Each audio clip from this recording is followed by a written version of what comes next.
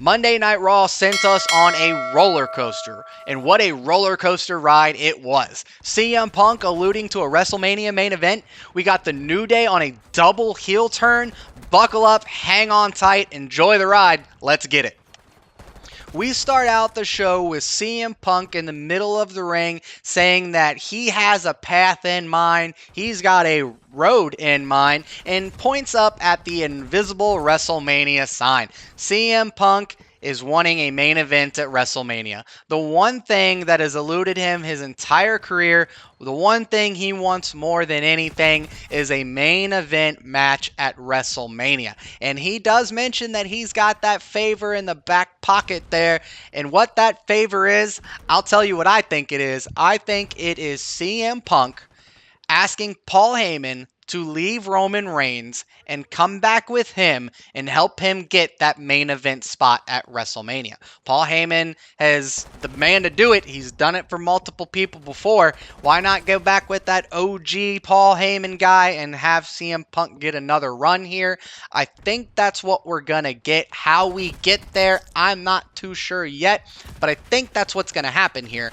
Now, after he's talking there, he starts to go on, but then Seth Rollins interrupts him here and comes out to the ring, grabs a microphone, tells CM Punk, I should have knocked you on your ass when you first got here. Now, he's saying that I still can. There's nothing stopping me from coming at you, and there's nothing from stopping you coming at me. But CM Punk says, you know what, Seth, I have not thought about you in 6 or 7 months. Kind of saying that he's living rent-free in Seth Rollins' head, which is kind of how that seems to me. Seth's been thinking about him for far too long, where CM Punk's not thinking about him at all. CM Punk says, I've got my mind on a prize here, and it's definitely not you. Seth continues to go on there, and they start to brawl, and then out comes Jay and Sammy to break the fight up. Jay walks CM Punk up the ramp to the entrance there, and Sammy stays in the ring with Seth, and Seth goes in on Sammy here now. Seth is telling Sammy, I don't understand why you are standing by Roman's side when you don't mean anything to Roman. You're expendable. He said, Jay, I understand. Jay's family, but you're not family. And he goes on to say, you know, he's been treating you like crap for years, and here you are still standing up for him. But Sammy then says, you know what, this is all your fault, though, if you kind of think about it, that you created this beast when you hit him with a chair 10 years ago. And Sammy's not wrong. But Seth is also not wrong in the fact that Roman has only cared about himself over the years.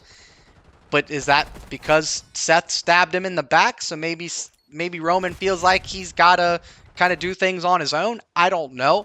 But Sammy and Seth both are kind of spitting some truth. And Sammy eventually gets to the point where he just says, you know what, you seem very frustrated here. Let's just get this frustration out. Let's take it to the ring. I want a match with you tonight. And we get that match. We get the match between Sammy and Seth in the main event of Monday Night Raw.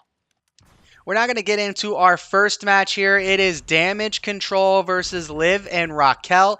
Now, remember, Io Sky is the #1 contender for Liv's title. That's what sets up this tag match here. Now, at first, I thought we were going to get a decent match between the two. Damage Control kind of takes control of the match, no pun intended.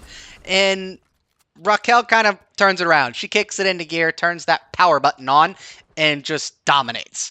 Destroys everything. Liv, Raquel get the win. But after the match, out comes Rhea. She attacks Raquel on the outside. Liv tries to help by jumping on Rhea's back, but instead just gets herself slammed into the post.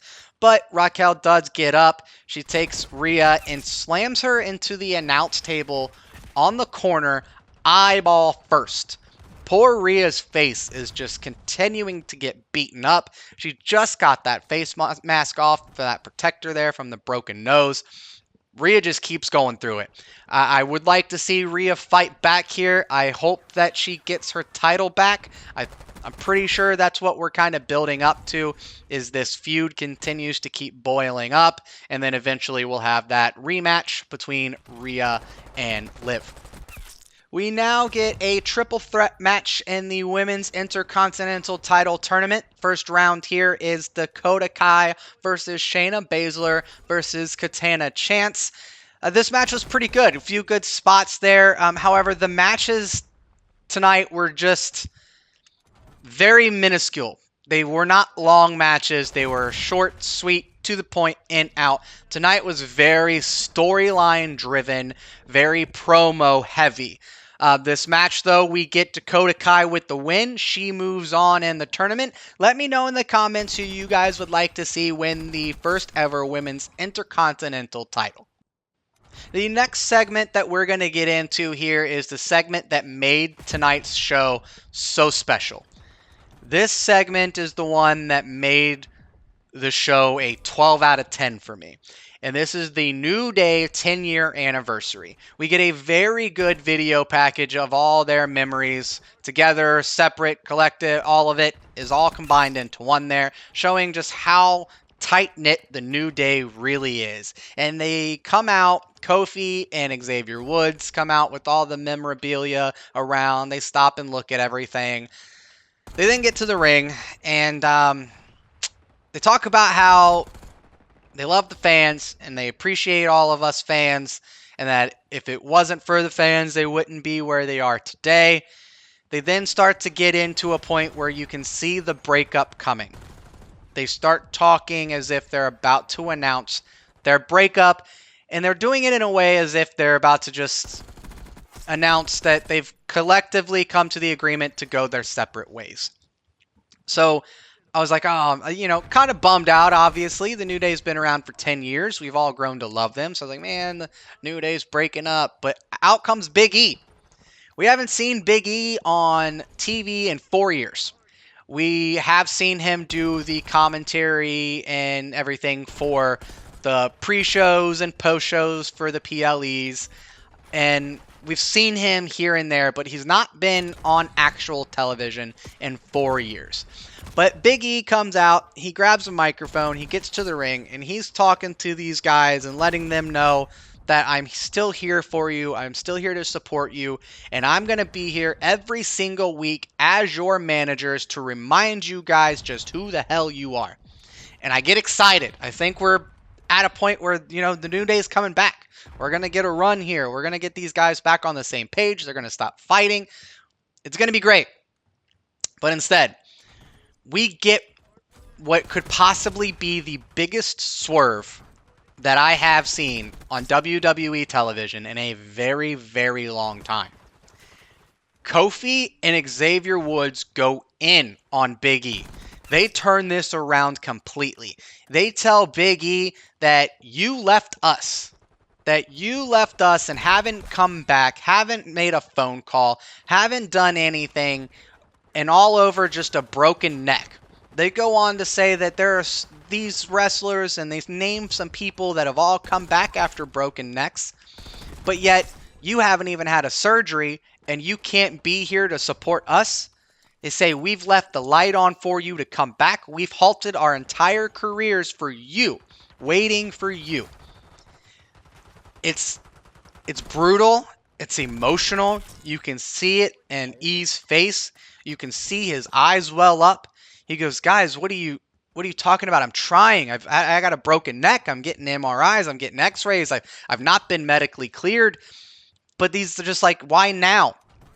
They're saying, why now? If you could be here as our manager now, why haven't you done it months ago? Years ago? It's the way they sold this, and it's hard to even put into words, but this was such an emotional segment that I sat at the edge of my couch, hands on the top of my head, in shock and awe. They should win a Grammy, an Oscar for this performance. It was so well done. It was so emotionally invested that even as a grown man, you almost tear up a little bit. You get a little emotional about it because the way that they're selling this, the way that Big E is selling this, it was so, so good. 12 out of 10. made the show what it was. And in my opinion, made the show for Raw even better than Survivor Series. I think WWE Monday Night Raw was better than Survivor Series. And there were less matches, less timed matches. All this was storytelling and promo work at its finest across the board. Very, very well done. My hat's off to you, fellas. You got me good. We now get a match between Dominic and Gunther. Gunther gives this match to Dominic just to piss off Finn Balor, really. In the match, Dominic does get a near fall here and almost gets the victory with a low blow, 2 619s, and a frog splash. And Gunther's still kicked out. The man's a hoss. Gunther finishes him off with a massive power bomb, but after the match, Finn Balor comes out and attacks Gunther, tells Dom, watch and learn, boy, and Finn hit him with 3 coup de grace and stands over Gunther, and later on then in the night, we do get announced that Finn Balor versus Gunther will take place at Saturday night's main event. But Finn Balor is also informed that he's got these tag titles that he has yet to defend. He hasn't defended them in months. I can't even pinpoint the last time that they defended those tag titles. I do think that it's time that they drop those titles. We need to give them to a team that can actually defend them on not even necessarily a weekly basis. I'm not asking that, but at least on pay-per-views. We haven't gotten these guys defending them at all.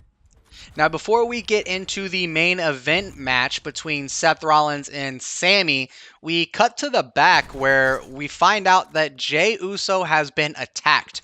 We don't know for sure yet who attacked him, but Sami seems to think that it was Seth. Sami goes out there for the match, and in this match, Sami ends up grabbing a chair and coming into the ring and looks as if he's going to hit Seth with this chair.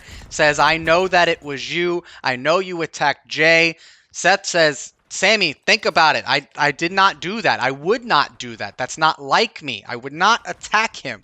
So Sami starts to think about it there for a second, throws the chair outside the ring. Seth then rolls him up for a quick 1, 2, 3, and they both just kind of stop and lay there for a second and stare at each other. And Seth looks at him and says, Sami, I love your heart. I love you, but you've got to start using your head. And then he walks out the ring. Sami stands there for a little bit and just stares off into space, very confused, very conflicted, doesn't know what to think, doesn't know what to do, turns around and gets hit with a Claymore kick from somebody who ran out of the crowd. Well, that's Drew McIntyre. Drew McIntyre is back. And why he attacked Sami exactly, we don't know, but we could speculate that maybe it's because Sami teamed with Punk. But then if we go into that speculation, then wouldn't we safe to assume that maybe he also attacked Jey? Because Jey's been worked with Punk. I think Drew is back to continue to take out CM Punk. I think he's holding a grudge. I don't think he's over it just quite yet. But we'll see what happens.